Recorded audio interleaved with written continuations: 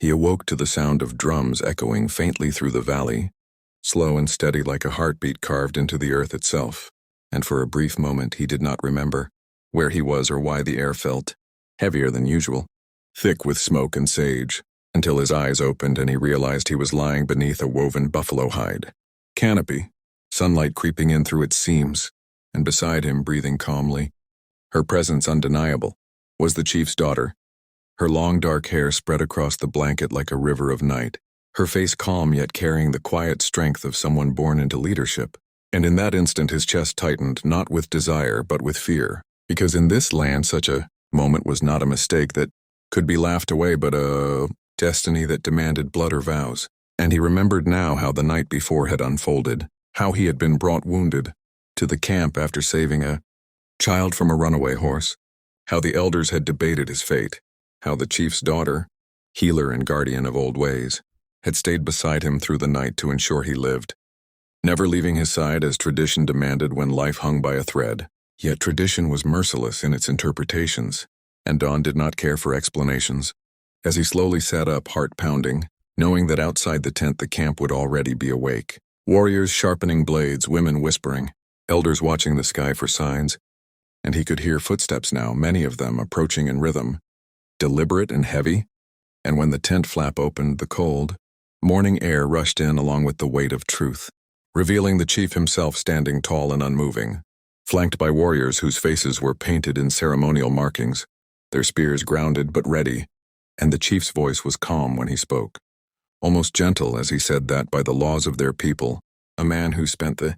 night under the same roof as the chief's daughter at the edge of death had crossed into sacred obligation, and at sunrise the council would decide whether that obligation would be paid in honor or in blood. And as the warriors turned away to wait in silence, forming a wide circle beyond the tents, 321 of them, each sworn to protect the tribe's law, the man realized that his life had narrowed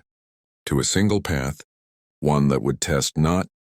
only his courage but his willingness to belong to a people who measured worth not by words but by what a man was willing to stand for when the sun rose fully into the sky, and as the drums grew louder, echoing across the valley. He understood that some stories are not chosen but claimed, and if you want to hear how a single dawn can change a man's fate forever, stay with this story and make sure you subscribe, because what happens next will decide whether he leaves as a legend or never leaves at all. The sun climbed higher, painting the valley in gold and shadow as the council gathered in a wide circle, elders seated on carved stones, warriors standing behind them like living walls, and the chief's daughter stepped forward first, her posture straight, her voice steady as she spoke not of romance but of truth, explaining how the man had been brought to her injured, how she had stayed through the night as duty required, how no boundary had been crossed except the boundary between outsider and fate. And when she finished, there was silence so deep it felt like the land itself was listening. Then the chief stood, his eyes moving from the man to the warriors and finally to the sky, reminding them all that their laws were not meant to punish the innocent but to bind the tribe together. And he asked the man to speak. And with every gaze fixed on him,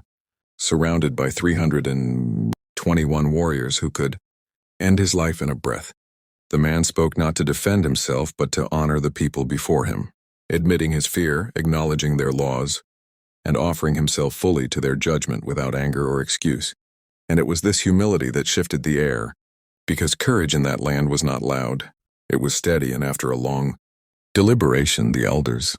reached a decision that echoed through the valley like thunder held in a fist. The man would not die, but neither would he leave unchanged. For by saving one of their own and standing before them without deception, he had earned the right to choose honor. And honor meant marriage, not as possession,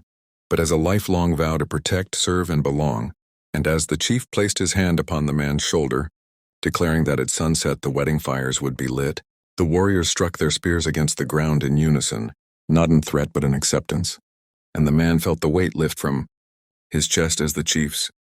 daughter met his eyes for the first time since dawn, not with obligation but with respect. And in that moment he understood that destiny was not about chance, but about how one stands when surrounded by judgment. And as the camp erupted into preparation, laughter and song, The story of the stranger who woke at dawn to face 321 warriors began its journey into legend. A reminder that honor can transform fear into belonging. And if this story moved you, inspired you, or made you believe in the power of courage and tradition, don't forget to subscribe to the channel, because many more powerful stories like this are waiting to be told.